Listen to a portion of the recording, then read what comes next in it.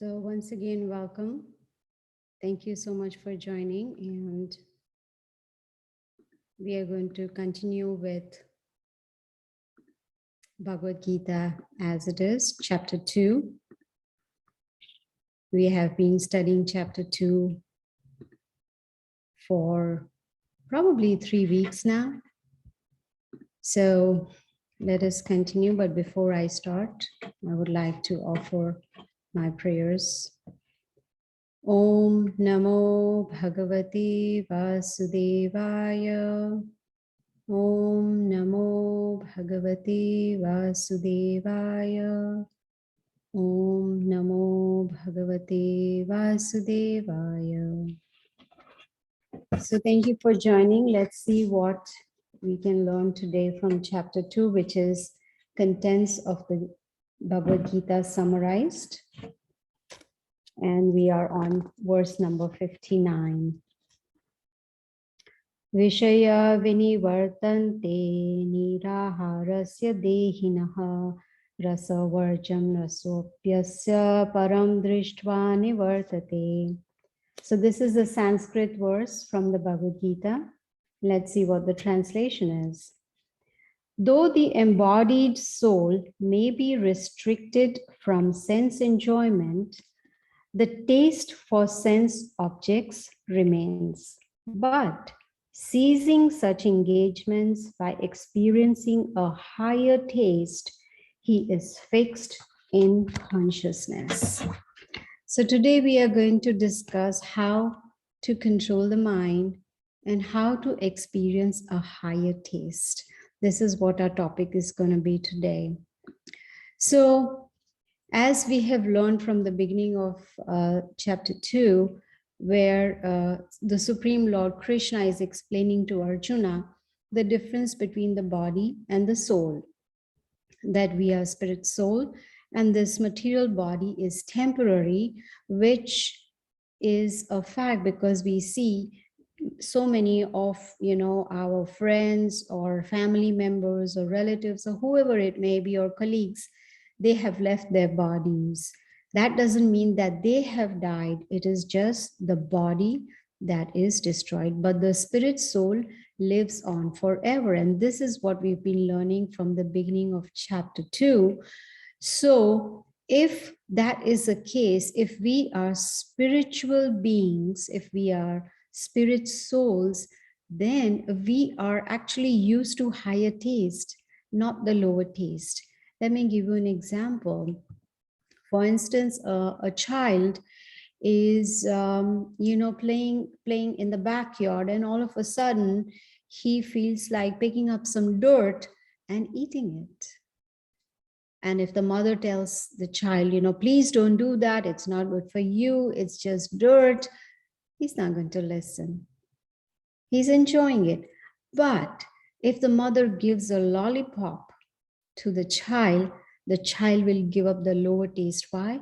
Because now the child has got a higher taste. So similarly, if we want to give up lower taste, we need to aim for higher taste. And that is what Krishna is trying to explain now, which means to go to relish higher taste, there has to be some sense control. There has to be some regulation. Let's say scientifically it's proved that if we can fast every 15 days, say a fortnight, every fortnight, if we fast, we give a break to our digestive system, then the health improves. So this is what is proved scientifically. So similarly, that restriction, that austerity is actually good for us. Similarly, say for instance, if I have been diagnosed with diabetes, if I really want to improve my health, if I really want to cure that disease that I have, then there has to be some rules and regulations I need to follow. For instance, I need to avoid eating sugar, avoid rice and potatoes, etc. There are a list of things of do's and don'ts. And one of the do's is that I need to exercise. if I want to bring the blood sugar under control.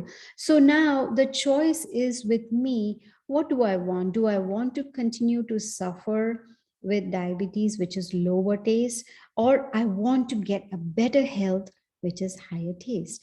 But to do that, there has to be some sense control. The senses need to be under control. And the senses can only come under control when the mind is under control.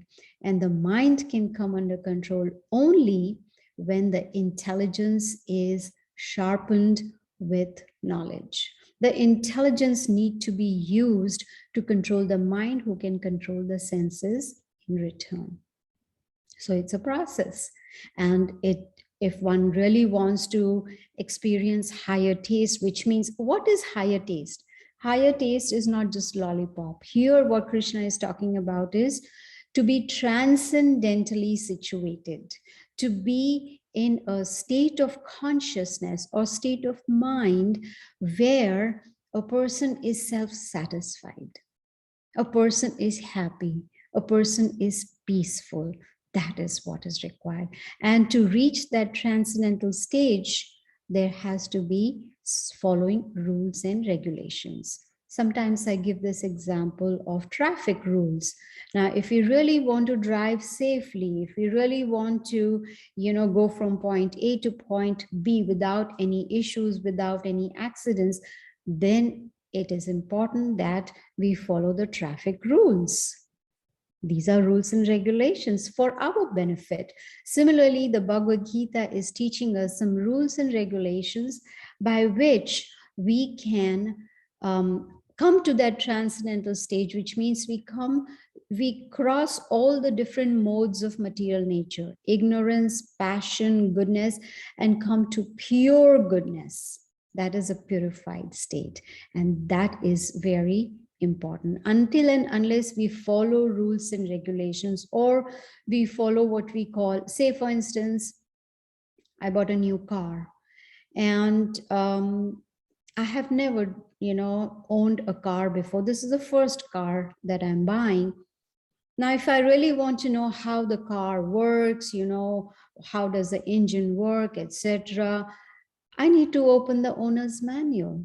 And that owner's manual will clearly tell me everything about the car. And not only that, it'll give practical suggestions too. For instance, if my car uses gas, I cannot put diesel in the car. If it's a diesel car, yes, I can use diesel. But if I do otherwise, then what is going to happen? The car is not going to function. It's actually going to break down. So similarly, when we have come into this material world in this human form of body, we have got an owner's manual, which is called the Bhagavad Gita. It's the ancient Vedic scripture, which dates back to millions of years. And this owner's manual gives us the rules and regulations that we need to follow. And once we start doing that, then the mind will come under control. And not only that, then we'll experience higher taste. Then we will really be in a situation or in a state of mind where nothing bothers us. No amount of tribulations can shake us. It's like one becomes equipoised. And this is not just theory. This is, we have seen, I have experienced it myself in my practical life. I have been following this owner's manual, which is called the Bhagavad Gita, for 35 years now. And there is a huge difference just by taking on this knowledge. That's about it. So let's say we are talking about mind control, sense control. So what do the senses need? They need engagement. The eyes want to see, the ears want to hear, the tongue wants to vibrate, to speak or to eat, whatever. The senses need engagement. So we have a choice. What kind of engagements can we give to our senses? Lower taste or higher taste? So if we take on the knowledge from the Bhagavad Gita, then we will understand what is lower taste and what is higher taste. Then we will understand what kind of fuel that we want to give to our senses, so they start operating the way they are supposed to, just like the car. We put in the right gas and then it starts working. So to do that, to reach that transcendental stage, sense restriction is necessary, because happiness in spirituality is permanent. Why? Because higher taste is experienced. So now we have a choice. We decide, what do we want to do? Do we want to take on some knowledge and change our consciousness, or in other words, purify the consciousness and come to a stage where we are always satisfied and happy? Actually, in the 5th chapter of the Bhagavad Gita, there is a peace formula. Can you believe that? There's a formula. If we can apply that formula in our day-to-day life, then we will be very, very peaceful. Let's see what is there in the next verse, which is number 60. The senses are strong and impetuous, O Arjuna, that they forcibly carry away the mind, even of a man of discrimination who is endeavoring to control them. So it's not easy. Even someone who is really trying hard to control the mind, still the mind gets carried away. Even great sages, great spiritualists, they have failed to control the mind. Why? Because the mind is very agitated. I will give you a story from the scriptures which talks about a great sage. His name was Saburi Muni. He was very spiritual. He had sense control, and he lived a very, very pure life. One day he decided that he's going to go underwater, in the ocean, underwater, and he's going to perform austerities. And he was capable because he was a yogi. Yogis, they attain what you call a lot of mystic powers just by meditation. They become very powerful. So he went underwater and he closed his eyes and he started meditating. He started mantra meditation. He was meditating.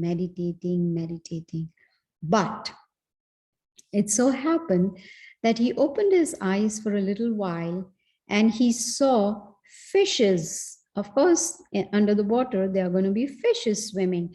So he saw fishes swimming, and then he saw 2 fishes mating. And as soon as he saw that, immediately he had a desire to enjoy his senses. He came out of the ocean and he went out searching for a woman to get married to. What was the reason for him failing in his meditation? He failed. He meditated for a very long time, but still, just because of not being able to control his seeing power, his vision, meditation finished, and he was back into the material world, trying to satisfy his senses, marry one, marry another, and there was no satisfaction. Now, what do you think was the cause of his fall down? Nothing but agitated mind. He got agitated just by seeing 2 fishes meeting. And that is all. So it is, as Krishna is telling in this verse also, that the mind is strong and it can be carried away by, the mind can be carried away even if a person is endeavoring to control it. So that means senses are strong, they are forceful, they are rapid, they are quick, they quickly carry away the mind. So who is the culprit?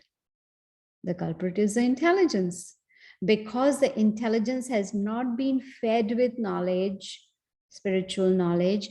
Then, so intelligence is not able to control the mind, and the mind is not able to control the senses. And that is why there is a fall down. So it's important to control the senses, and intelligence is required, because only with the help of intelligence, all these can come under control.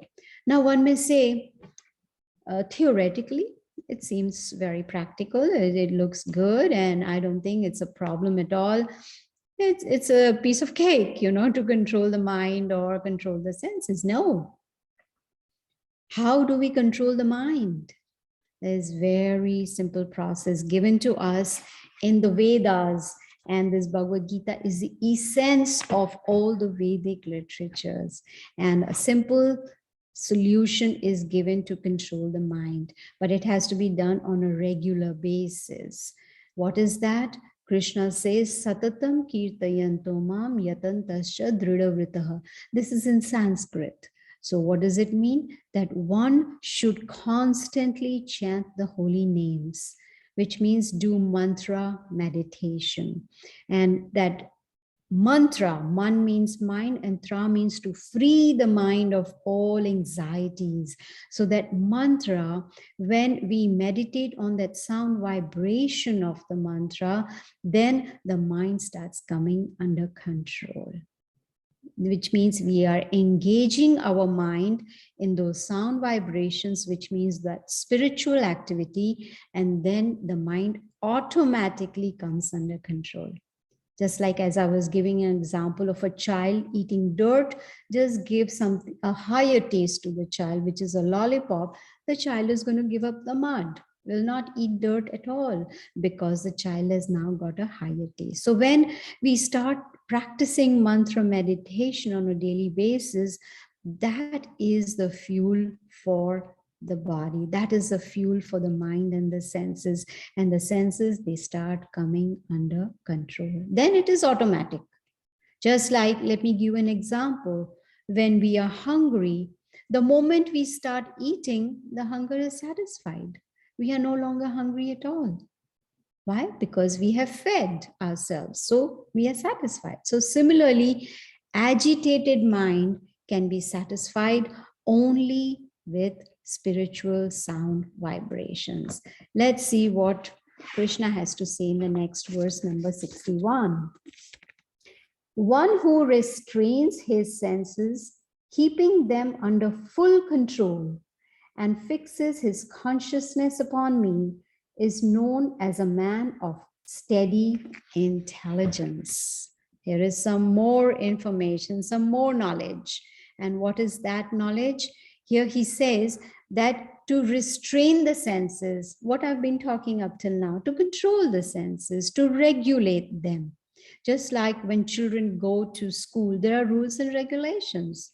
When we go to universities, there are rules and regulations. When we go to a place of work, there are rules and regulations that we have to arrive at this time. We need to work X number of hours, or in school, this is the time when the school starts and this is the time when it ends. This is the lunch time. There are rules and regulations everywhere. So we need to restrain the senses. And the only way to restrain them is, Krishna is saying, by fixing our consciousness upon the Lord. Then the intelligence will become steady. And then it'll be easy to fix the mind on spiritual activities. And mantra meditation is the first step. And that is perfection of yoga. Because sense control only can help us to act in such a way that we are doing it in the right consciousness. Otherwise, what is going to happen? The mind will go haywire, mind will just run from here to there. I'm pretty sure when you all are listening right now to Bhagavad Gita, sometimes your mind is going out of the Zoom room and then, thinking of something else and then coming back and going again. This is how the mind works. And if we do not control the senses, then the mind is not going to come under control. So it's just a matter of, it's not that we have to change our activities. It's not that we have to give up family and job and everything and go to the Himalayas and sit down and meditate. No. This is what Krishna is teaching us. Do whatever you're doing right now. Be wherever you are right now. All that needs to be done is change of consciousness. That's about it. It is possible to do that with mantra meditation. After this class, I will demonstrate to you how to do the mantra meditation, so you can also practice it on a daily basis, and you will see the difference. You will see how the mind is becoming peaceful, is calm, is not getting agitated at all, because in this world there are so many people, so many things that can agitate our mind, but we have to learn how to control that mind. And by mantra meditation, we get the spiritual strength by which we can change our consciousness. Very nice example Prabhupada gives in his purport is that just like the fire can burn up everything that's around, similarly, when we do the mantra meditation, all the impurities get burnt out. Now, I don't think there is anyone in this world except the pure devotees of the Lord that any of us have not sinned before, that we have not committed any sin. No, we have. In fact, right now, all of us are committing sin. You may say, what? We are listening to the Bhagavad Gita. How am I committing any sin? Yes, because when we breathe in, we are killing so many living entities while breathing, which we cannot see. And that is a sin.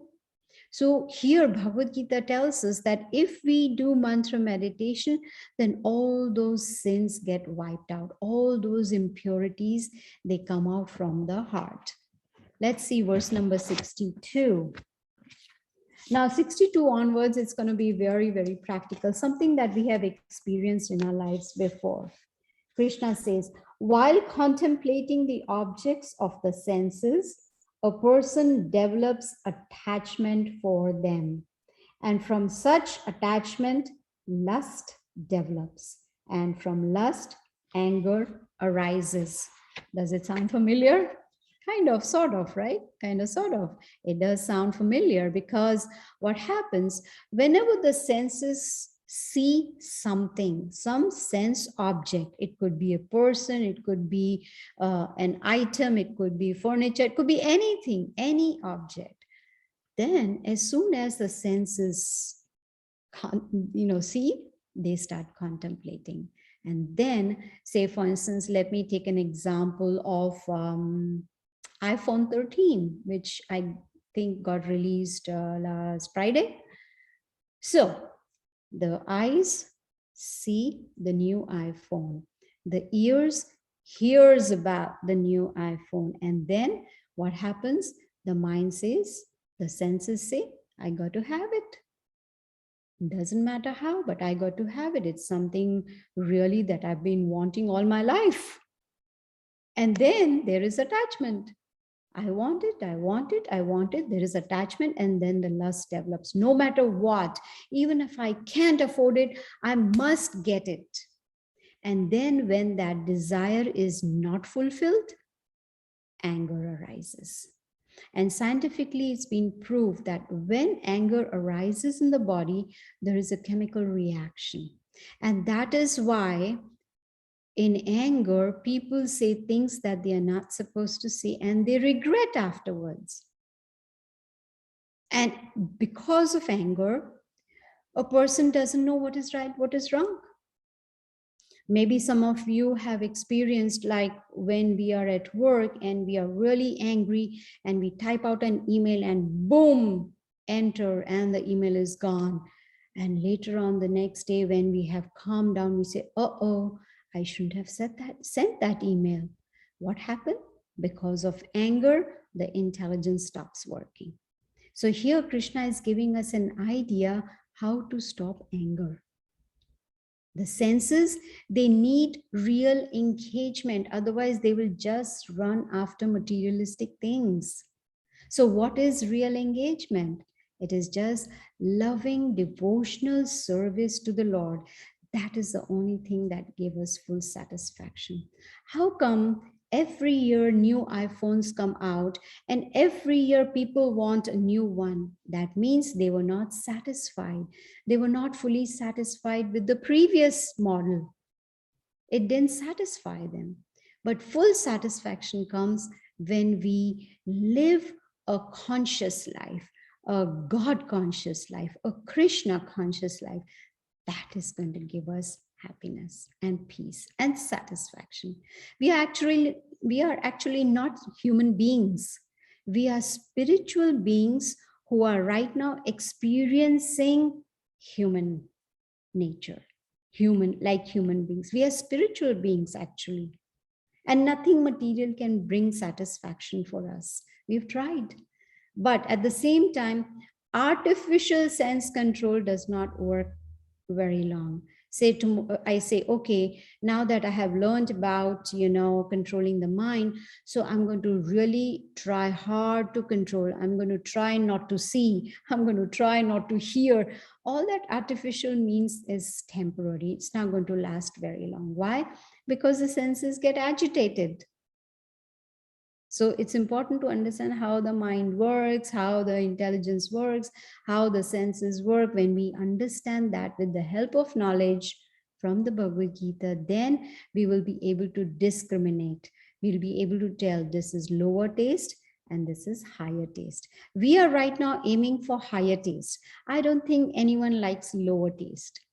For instance, we go to the restaurant and the menu, there are two portions to the menu. It says these items are lower taste and these items are higher taste. Obviously, we are going to choose the higher taste because everybody wants to enjoy. No one wants to, settle for something that is not higher. So this is how we will be able to understand. And the mind is actually considered like a child. If we do not discipline the child, then there is havoc. Child needs to be disciplined. Similarly, mind is like a child. It needs to be disciplined. And how?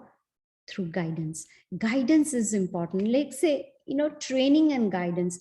Let's say I want to learn maybe a musical instrument. Obviously, I need a teacher. I need guidance where the teacher can tell me everything, give me knowledge about everything that I want to learn, and then also show me practically. Similarly, if we really want to control the mind, training is needed and guidance also is necessary. And simple way to control the mind is meditation. Not just sit down, close your eyes and just, be quiet. No, it is when we do that, then we may fall asleep. But if we chant, when we do the mantra meditation, chanting of the holy names, the sound vibrations, they keep going in the ears and they keep going inside the heart and they start purifying the heart. And that is when there is full satisfaction. That is when one is peaceful and happy. Let's see what Krishna says after anger. He says, from anger, complete delusion arises, and from delusion, bewilderment of memory. When memory is bewildered, intelligence is lost. And when intelligence is lost, one falls down again into the material pool. So you see the circle? Senses, get attached to them, contemplate on them, get attached, lust develops, not satisfied, anger, and after anger comes delusion and bewilderment of memory. Then, oh, am I supposed to do this or not? Oh, I'm so confused. And intelligence stops working. Intelligence is lost. Why? All because of anger. And then one falls down again into the material pool. Now one may say, I'm happy here. I have everything that I want. I have a nice spouse, nice children, nice home, nice job, nice car, nice bank balance. I have everything. I'm happy here. But for how long? Right? This body is given to us on lease. We have a lease, X number of years on lease. The moment the lease expires, we have to leave this body and go on to the next one. Do we want to go back into another body? I don't think so. Why? Because there are 7 kinds of miseries that are attached to the body. Birth, disease, old age, death, miseries caused by body and mind, miseries caused by other living entities, miseries caused by material nature. 7 miseries of life. So an intelligent person would say, no, I don't think, actually, no one really prays to the Lord, say, oh, please give me some deadly disease. Oh, please make me poor. Nobody does that. Nobody wants that. But that is fact of life. So here Krishna is saying we have to be careful that we do not fall down. But a person who is practicing this meditation on a daily basis understands how to use everything in the Lord's service, how not to get attracted or attached to sense objects, knows not to get angry because there are consequences, that happen after there is anger. So we should be careful that we do not act on material consciousness, but we purify our consciousness even though we are performing the same activity. But like, for instance, I'll give you an example. We all eat every day. I don't know how many times each one eats, but we all eat every day. Why? Because we want to maintain the body and soul together. So we eat. But there are 2 ways to do that. One is we just eat to enjoy. The other is we offer our food to the Supreme Lord first and then eat that blessed food. That food becomes spiritualized. So that spiritual food starts working on our finer brain tissues. And then we are able to understand spirituality just like that. All because of that. So you see, both are eating, but one is eating in material consciousness, whereas the other one is eating in spiritual consciousness. That is the difference. We cannot, avoid looking at material objects. That's artificial. You can't say, oh, let me close my eyes. I'm going to walk with my head down wherever I. No, that's not possible. Right? But it's important to know that there is a process, how it works. That's why Krishna is saying, sense objects, lust, anger, bewilderment of memory, intelligence lost, and fall down. Simple. But someone who is practicing spirituality will not get disturbed. It doesn't mean that we should not use material objects. For instance, today I'm using this laptop. It's a material object. But what am I using it? I'm using it for spiritual reason. I'm using it to distribute the knowledge of the Bhagavad Gita. This is spiritualization. So we don't have to reject material objects or other people, but we just need to change our consciousness. That's all. Because, and the important question one may ask is, why does anger come about? Most people get angry. Most people, when they talk to me, they say, oh, I get angry at small little things, and how can I control anger? Anger arises because we have a lot of desires and we have a lot of expectations, not from ourselves. We have expectations from others. We expect others to behave in a certain way, to talk in a certain way, to work in a certain way. So when we have all those expectations and desires and we get too attached to that, and when the things don't go the way we want it to go, then we start getting angry. And important to understand it all starts in the mind. With the help of mind, we do thinking, willing, and feeling. These are the activities of the mind. So it's important to train the mind towards self-realization. And the very first step to that is to chant the holy names. That is called mantra meditation. Devotee of the Lord has no danger of fall down because the consciousness is towards spirituality. The mind does not get agitated at all.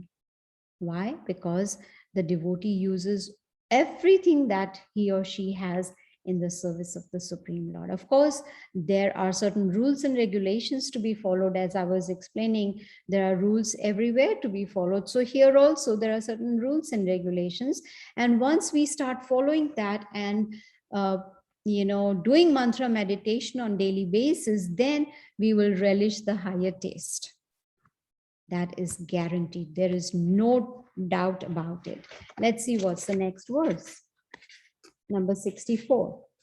But a person free from all attachment and aversion and able to control his senses through regulative principles of freedom can obtain the complete mercy of the Lord.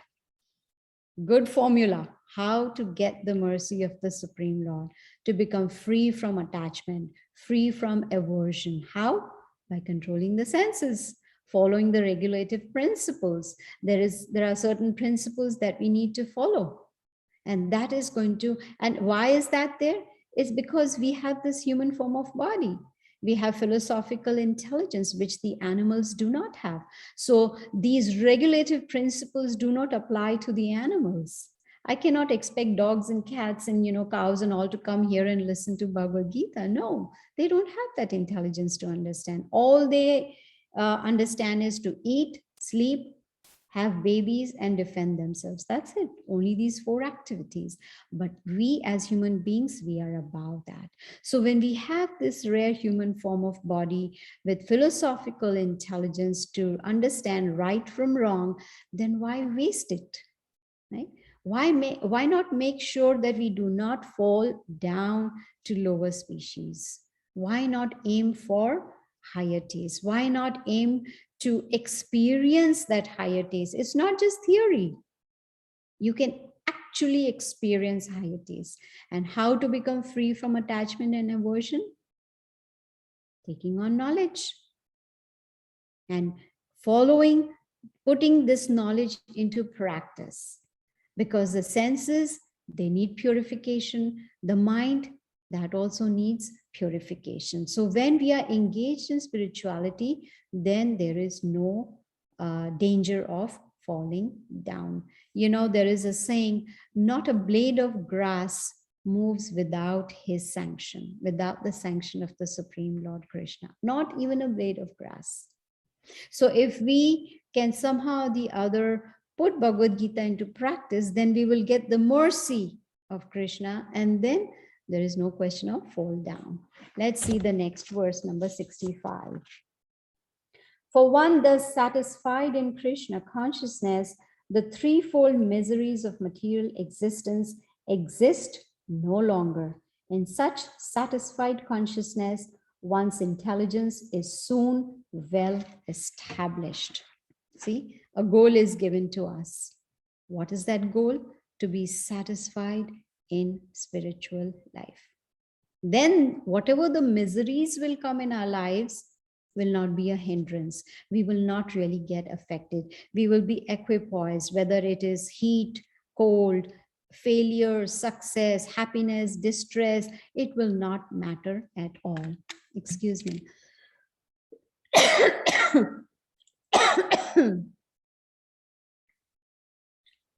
Sorry about that. So then the miseries, Bhagavad Gita doesn't say that when we start putting it into practice or we start mantra meditation, there'll be no miseries. Nope, that's not what it says. What Krishna is trying to say is that miseries will not be a hindrance for us. Then we will come to a stage of steady mind, like a sage, like you can say a sage, someone who is very spiritually elevated. They will not, such kind of, consciousness cannot be shaken. Why? Because the faith has become very, very firm. Then these miseries will not be a hindrance. Let me give you an example. I'm sure all of you have seen a lotus flower. A lotus flower usually is found in in a pond or a lake, which is not very clean. But the lotus flower, the lotus petals are untouched by that dirty water. Why? Because on the petals, there is a substance like a wax substance. So anything that falls on the petals, it just slides down and falls. So That is the position of the lotus. It doesn't matter where it is growing, it always remains free of dirt, purified, clean. This is what Krishna is talking about. We should be untouched like the lotus flower. It doesn't matter what is going on around us, it doesn't matter how many miseries that are coming our way. We remain untouched. And that will happen only when the mind and the senses both are under control. And complete satisfaction will come only when the intelligence is sharpened with a blade of knowledge. So knowledge is important. So let me take the last verse for today, which is 66. One who is not connected with the Supreme in Krishna consciousness can have neither transcendental intelligence nor a steady mind, without which there is no possibility of peace. And how can there be any happiness without peace? Very simple. And as I was telling you earlier, there is a very simple peace formula that has been given to us in the Bhagavad Gita, where Krishna is explaining to us how we can remain peaceful. Simple. And what is that? I am not the enjoyer. That is the consciousness. We need to understand that our position is not of an enjoyer or the controller. We are not. We can't even control our eyelids. We cannot even control our body, in the sense when the disease comes or whatever happens in the body, we cannot control it. We have to rush to the doctor or whatever the case might be. We cannot even control we are not controllers at all. We are just, it is said in the scriptures, Jivera Swarup Hoy Krishnera Nityadas. The eternal constitutional position of us, the spirit souls, is to be the eternal servant of the Supreme Lord. So once we give up this mentality of being the controller, I'm sure all of us have tried to control others, or try to show that I am in charge. Does it work? Not all the time at all. So if we really want to be peaceful, first point is, I am not the controller. We cannot even control aging. We are growing old. Can we control that? No, we cannot control that. That's beyond. So if somehow or the other we can understand this, I'm not the controller, I'm not the enjoyer, I am just the eternal servant of the Supreme Lord, and be connected with him through devotional service, which is called Bhakti Yoga. Yoga means connection. And this mantra meditation is like a telephone number for the Supreme Lord. When we are chanting the mantra, we are actually connecting. It's a line that's getting connected to the Supreme Lord. And guess what? It's a free connection, but it's the most powerful connection. And that meditation can help us to steady the mind, and then one will be peaceful. So peace is possible only through spirituality, no other way. That purification needs to take place. Purification of the mind, purification of the senses, purification of the body. Just like when the body is diseased, the doctor will suggest a diet, and some restrictions. Like I was giving the example of having diabetes, they both are required. So similarly, when there is purification through mantra meditation, then we will really understand, not theoretically, but really understand, I am not the controller or enjoyer. Human life is meant for austerity, rules and regulations. We need to follow rules. If we follow the rules and regulations given in the scriptures, then that will lead us to a peaceful life. And of course, then we will not get disturbed by, whatever is going around us. And mostly what happens with people is they get disturbed because their goals are unrealistic. Not only that, the goals are only material. that I want to become the CEO. There's nothing wrong in that. That I want, $10 million. There's nothing wrong in that. But just material goals are not going to really help us. We need to have some spiritual goals also. And that is our priority. So we have talked a lot about controlling the mind today, controlling the senses, and we also talked about how to get a higher taste. So I have a suggestion that if all of us, can, just do this mantra meditation just for a few minutes and experience and see if we can, come to a stage where we feel the peace. So in the chat, I have posted, the links that if you like, you can, follow the Zoom link of today, the Facebook page, YouTube channel link, etc. If you want to hear more or watch some videos. But at the bottom is the mantra that I was talking about. So may I humbly request you to please chant with me. Let us just chant just for a few minutes, so you get a feel of it, and then you can probably next week you can let me know by practicing it daily, how did it feel, what was your experience.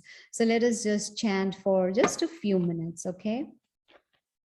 Hare Krishna, Krishna Krishna, Hare Hare, Hare Ram, Ram Ram, Hare Hare, Hare Krishna, Krishna Krishna, Hare Hare, Hare Ram, Ram Ram, Hare Hare, Hare Krishna, Krishna Krishna, Hare Hare, Hare Ram, Ram Ram, Hare Hare, Hare Krishna, Krishna Krishna, Hare Hare, Hare Ram, Ram Ram, Hare Hare, Hare Krishna, Krishna Krishna, Hare Hare, Hare Ram, Ram Ram, Hare Hare, Hare Krishna, Krishna Krishna, Hare Hare, Hare Ram, Ram Ram, Hare Hare, Hare Krishna, Krishna Krishna, Hare Hare, Hare Ram, Ram Ram, Hare Hare, Hare Krishna, Krishna Krishna, Hare Hare, Hare Ram, Ram Ram, Hare Hare, Hare Krishna, Krishna Krishna, Hare Hare, Hare Ram, Ram Ram, Hare Hare, Hare Krishna, Krishna Krishna, Hare Hare, Hare Ram, Ram Ram, Hare Hare. See, it's very simple, not difficult at all. So if I would suggest that you please try it on a daily basis. You can copy paste that mantra which I have put on in the chat section and just practice it. And usually we chant 108 times this mantra 108 times, and that takes about 10 minutes, not more than that. So if you like, you can try it and see if it makes a difference, and it definitely will, for sure. So so I'm going to end now, and if anyone has any questions, you can